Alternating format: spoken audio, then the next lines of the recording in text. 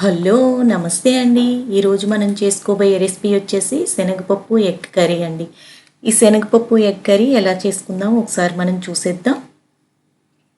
చూసారు కదా, ఎగ్స్ని నేను ముందుగా బాయిల్ చేసుకున్నానండి. బాయిల్ చేసుకున్న ఎగ్స్ని కొంచెం ఆయిల్ పోసుకుని ఆయిల్లో డీప్ ఫ్రై చేయాలండి. ఎగ్స్ ఈ ఆయిల్లో డీప్ ఫ్రై చేయడం, కొంచెం పసుపు వేసుకున్నాను కదండి. ఇప్పుడు చక్కగా నేను వీటిని కొంచెం ఫ్రై అయిపోయేటట్టు ఎగ్స్ని వేపేసుకోవాలి. నెక్స్ట్ వచ్చేసి తాలింపు వేసుకోవాలండి. పచ్చిమిర్చి, ఎండుమిర్చి, కరివేపాకు, జీలకర్ర తాలింపు వేసాను నేను. ఆ తాలింపుని చక్కగా ఫ్రై చేసేసుకోవాలి.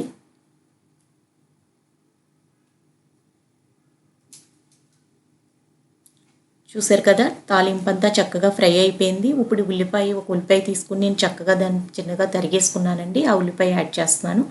ఇది కూడా చాలా చక్కగా మగ్గిపోవాలండి. ఒక 5 మినిట్స్ మనకి మూత పెట్టి ఉంచేస్తే కనుక చక్కగా మగ్గిపోతుంది. మూత పెట్టి ఉంచేయాలి ఒక 5 మినిట్స్.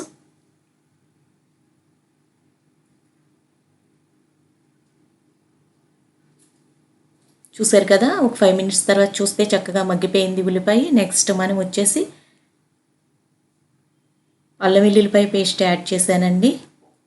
కారం యాడ్ చేశాను. నెక్స్ట్ పసుపు యాడ్ చేశాను. సాల్ట్ కూడా యాడ్ చేశానండి. కొంచెం గరం మసాలా యాడ్ చేశాను. ఇవన్నీ యాడ్ చేసుకున్న తర్వాత మనం చక్కగా దాన్ని కలిపేసుకోవాలండి. చక్కగా ఎగ్స్ ఎంత పట్టేటట్టు చక్కగా కలిపేసుకోవాలి.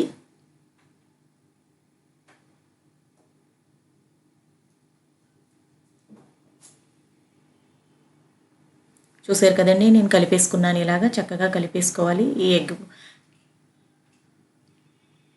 ఇప్పుడు శనగపప్పు యాడ్ చేస్తున్నానండి. ఇది మనం ముందుగా కొంచెం నానబెట్టేసుకోవాలి. మార్నింగ్ కర్రీ చేసుకుంటే నైట్ నానబెట్టుకోవచ్చు, ఈవినింగ్ చేసుకుంటే మార్నింగ్ నానబెట్టుకోవచ్చు. చక్కగా నానిపోయి ఉంటుందండి. కొంచెం శనగపప్పుని నేను యాడ్ చేశాను. చూసారు కదా, చక్కగా చాలా టేస్టీగా ఉంటుందండి. కర్రీ వచ్చి చాలా టేస్టీగా, చపాతీలోకి అయితేనేమి చక్కగా ఎందులోకైనా కానీ, పూరి ఒకటి, చపాతీ ఒకటి, రైస్ అయితే చాలా టేస్టీగా ఉంటుందండి. చాలా బాగుంటుంది కర్రీ. చూసారు కదా, చక్కగా అంతా శనగపప్పు కూడా మగ్గిపోయిందండి ఉల్లిపాయతోని. ఇప్పుడు నెక్స్ట్ వాటర్ యాడ్ చేయాలండి. 1 గ్లాస్ వాటర్ యాడ్ చేశాను. కొంచెం వాటర్ ఎక్కువే యాడ్ చేసుకోవాలి, ఎందుకంటే శనగపప్పు మనకు కొంచెం ఉడకాలి కాబట్టి కొంచెం వాటర్ కూడా ఎక్కువే యాడ్ చేసుకోవాలి.